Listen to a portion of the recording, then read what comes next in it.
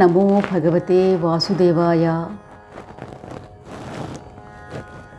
Mohanavani Telugu podcast శ్రోతలకు నమస్కారం.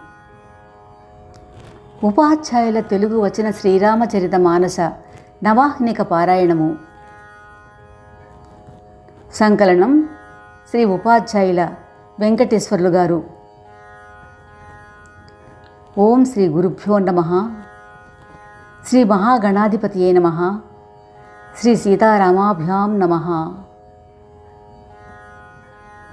చరితం రఘునాథస్య శతకోటిప్రవిస్తరం ఏకైకమక్షరం పుంసాం మహాపాతకనాశనం.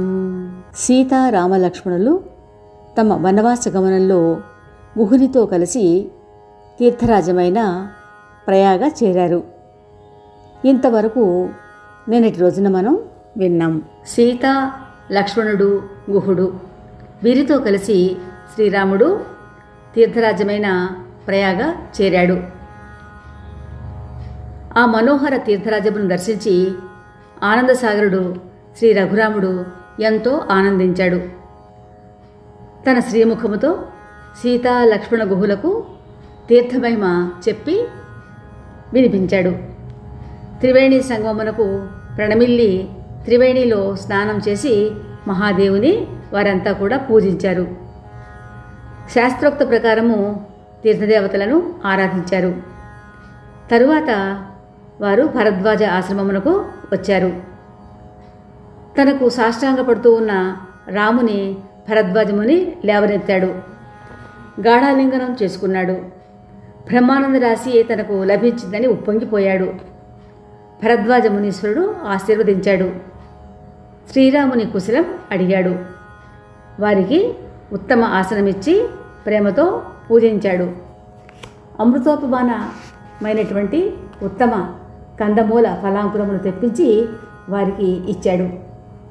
సీతా లక్ష్మణ గుహుని సహితుడై శ్రీరాముడు స్వస్థుడయ్యాడు. భరద్వాజముని కోమల వచనములతోటి ఇలా అన్నాడు. హే రామ్, మీ దర్శనము చేత నేటికి నా తపము, త్యాగము, తీర్థవాసములు సఫలములయ్యాయి. నా జప, ధ్యాన, యోగ, వైరాగ్యములు సిద్ధించాయి. ప్రభు దర్శనము కన్నా ఉత్తమ లాభము కానీ ఆనందసీమ కానీ వేరు లేదు. మీ దర్శనముతో నా ఆశలన్నీ నెరవేరాయి. మీ పాదకమలములయందు నిష్కామ భక్తి కలుగులాగున పరమిప్పించండి. కపటము వీడి మనోవాక్కాయ కర్మలతో మానవుడు నీ దాసుడు కానంత వరకు కోటి యత్నములు చేసిన కలలో కూడా సుఖశాంతులు కలుగవు. భక్తి సంభరితములైనటువంటి ముని వచనములు విన్నాడు శ్రీరాముడు. ఆహ్లాదం చెందాడు. తన మహిమను మరుగుపరిచాడు. భరద్వాజ మహర్షిని ఎన్నో రీతుల కొనియాడాడు. మునిపుంగవ, మీ ఆదరణ పొందినవారు ధన్యవంతులు, సుగుణవంతులు. ఈ విధముగా భరద్వాజముని రఘునందనుడు పరస్పరము వినమ్రతతో ఒకరినొకరు అభినందించుకొని అనిర్వచనీయమైన ఆనందము పొందారు. శ్రీ సీతారామ లక్ష్మణులు ప్రయాగ వచ్చారు అన్న వార్త విని ప్రయాగవాసులైనటువంటి బ్రహ్మచారులు, తాపసులు, సిద్ధులు, మునులు, విరాగులు మనోహరమైన దశరథ మహారాజు యొక్క పుత్రులను చూసుటకు భరద్వాజాశ్రమం చేరారు. రఘురాముడు భక్తితో వారికందరికీ ప్రణమిల్లాడు. వారు కనులారా శ్రీరామలక్ష్మణులను గాంచి పరమానంద భరితులయ్యారు. శ్రీరామ సౌందర్యమును కొనియాడుతూ వెళ్ళారు. ఆ రాత్రి అక్కడ విశ్రమించి ఉదయమున త్రివేణిలో స్నానములు చేసి ప్రసన్నులై శ్రీ సీతారామ లక్ష్మణులు గుహుడు మునికి ప్రణామములు చేశారు. బయలుదేరినప్పుడు శ్రీరామచంద్రమూర్తి మునితోటి, స్వామి, మేము ఏ మార్గంలో వెళ్ళినట్లయితే బాగుంటుందో సెలవియ్యండి అన్నాడు. ముని మనసులో నవ్వుకున్నాడు. శ్రీరామునితో, మీకు ఏ మార్గమైనా సుగమమే అవుతుంది అని కొంత దూరం వరకు వారికి దారి చూపించుటకు శిష్యులను పిలిచాడు. వారిలో బహు పుణ్యము చేసిన వారిని నలుగురును ఎంపిక చేసి ముని వారితోటి పంపించాడు. మునికి ప్రణమిల్లి ఆశీస్సులు పొంది ముదిత మనస్కులై శ్రీ సీతా లక్ష్మణ గుహుని సైతముగా రాముడు బయలుదేరాడు.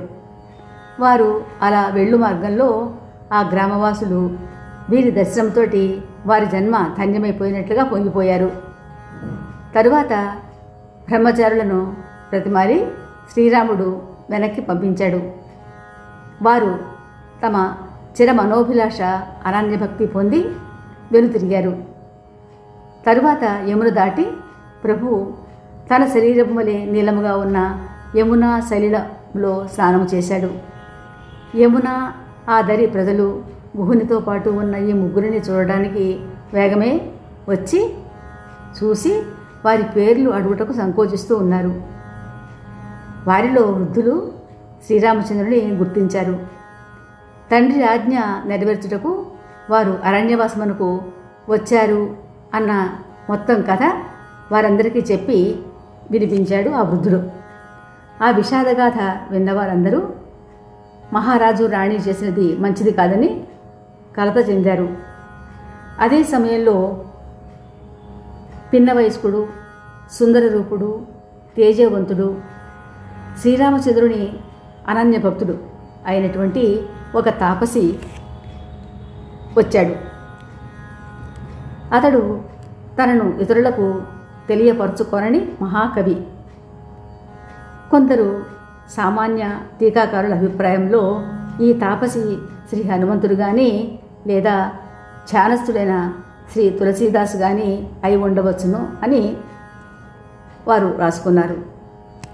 ఇక కథలోకి వస్తే, తన ఇష్టదైవమును గుర్తించి తనువు పులకించి దండం వలె నేలపై పడ్డాడు ఆ తాపసి. శ్రీరాముడు అతనిని లేవతీసి ప్రేమ పులకితుడే హృదయమునకు హత్తుకున్నాడు. తరువాత ఆ తాపసి లక్ష్మణుని చరణముల మీద వాలాడు. ప్రేమోద్వేగముతో లక్ష్మణుడు అతనిని లేవనెత్తాడు. తరువాత అతడు సీతామాత చరణధూళి శిరమున చల్లుకున్నాడు. సీతాదేవి అతనిని తన బిడ్డగా భావించి దీవించింది. నిషాదరాజు ఆ తాపసికి దండ ప్రణామములు చేశాడు. ఇతడు రాముని ప్రియసఖుడని ఆ తాపసి ఇతనిని అత్యానందంతో కలుసుకొని అభినందించాడు. ఆ తాపసి శ్రీరామ రూపసుధను పానం చేయుచు ఆనందించాడు. తరువాత శ్రీరాముడు గుహుని ఇంటికి వెళ్ళమని అనేక విధములుగా నచ్చచెప్పగా అతడు గృహోన్ముఖుడయ్యాడు. ఆ తరువాత సీతారామ లక్ష్మణులు యమునకు చేతులు జోడించి మొక్కారు. సూర్యతనయ యమున మహత్యం చెప్పుకొనుచు వారు ఆనందంగా ముందుకు సాగారు. దారిలో వారికి అనేక మంది యాత్రికులు కలుస్తూ ఉన్నారు. వారికి వీరి వేషభాషలలో దాగిన సహజ సౌందర్య పరాక్రమములు తెలుసుకున్నవారు. వారి వనవాస వేష నియమములకు బాధపడ్డారు. వారిలో కొంతమంది వారికి తోడు వచ్చి వెళ్ళదలుచుకున్న చోటుకు వెళ్ళి వారిని చేర్చి ప్రణమిల్లి తిరిగి వచ్చేదమని అన్నారు. ఈ విధముగా యాత్రికులు ప్రేమ పులకిత గాత్రులై ఆనందాశ్రులతోటి వేడుకొనగా శ్రీరాముడు వారిని సవినయ మధుర వాక్కులతోటి నివారిస్తూ ఉన్నాడు.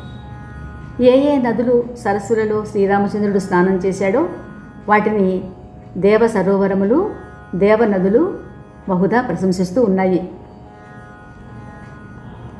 శ్రీరామచంద్ర చరణస్పర్శను పొందుట తన మహాభాగ్యమని భూదేవి ఉప్పొంగింది. మార్గములో ఎండ తగులకుండా వారికి మేఘములు చల్లని నీడను ఇస్తూ ఉన్నాయి.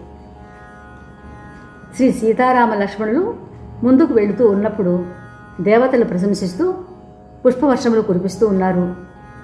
ఈ విధముగా వారు ఏ గ్రామ సమీపమునకు వెళ్ళినప్పుడు వారి రాక గురించి విని ఆ గ్రామ వృద్ధులు, స్త్రీ పురుషులు అందరూ కూడా శ్రీరామచంద్రుని, లక్ష్మణుని, సీతాదేవి యొక్క సుందర రూపమును చూసి పరమానందముతో ఒకరినొకరు పిలుచుకొని కన్నులు ఉన్నందుకు వాటిని ఈ క్షణమే చరితార్థం ఉనర్చుకొనవలని చెప్పుకొనుచూ ఉన్నారు.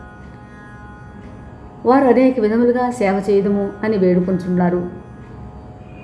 మరొకరు చిక్కటి వటవృక్ష ఛాయలో మెత్తటి గడ్డిని చిగురుటాకులను పరిచి మీరు కొంతసేపు ఇచ్చట కూర్చొని అలసట తీర్చుకొనండి. వెళ్ళినచో ఇప్పుడే వెళ్ళవచ్చును, లేదా రేపు ఉదయం వెళ్ళవచ్చును అని చెప్తూ ఉన్నారు. ఇంకొంతమంది తాము జలములను తీసుకుని వచ్చి, ప్రభు, ఈ జలము ఆచమనము చేయండి అనగా వారి ప్రేమపూరిత వాక్కులు విని పరమ కృపాళుడు రాఘవుడు తన మనసులో సీతాదేవి అలసి ఉన్నది అని ఒక జాముసేపు వటవృక్ష ఛాయలో విశ్రమించిరి. ఈ విధంగా సాగుతూ ఉన్న ప్రయాణంలో పల్లె స్త్రీలు సీతను సమీపించి అత్యంత గౌరవంతో అడుగుటకు సంకోచపడుతూ ఉన్నారు. మాటిమాటికి వారు సీతాదేవి పాదములను తాకుతూ, రాజకుమారి, మాదొక విన్నపము, మా సాహసమును మన్నించండి. ఈ రాజకుమారులిద్దరూ గొప్ప లావణ్యవంతులు, మరకతాది సువర్ణములు వీరి నుండి కాంతిని పొందుతూ ఉన్నాయి అన్నట్లుగా కనిపిస్తున్నాయి.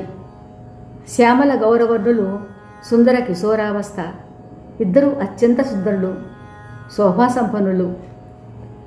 వారి సుందర ముఖబింబములు శరత్పూర్ణిమ చంద్రుని, వారి నేత్రములు శరదృతువునందలి స్వచ్ఛగమనములను పోలి ఉన్నాయి.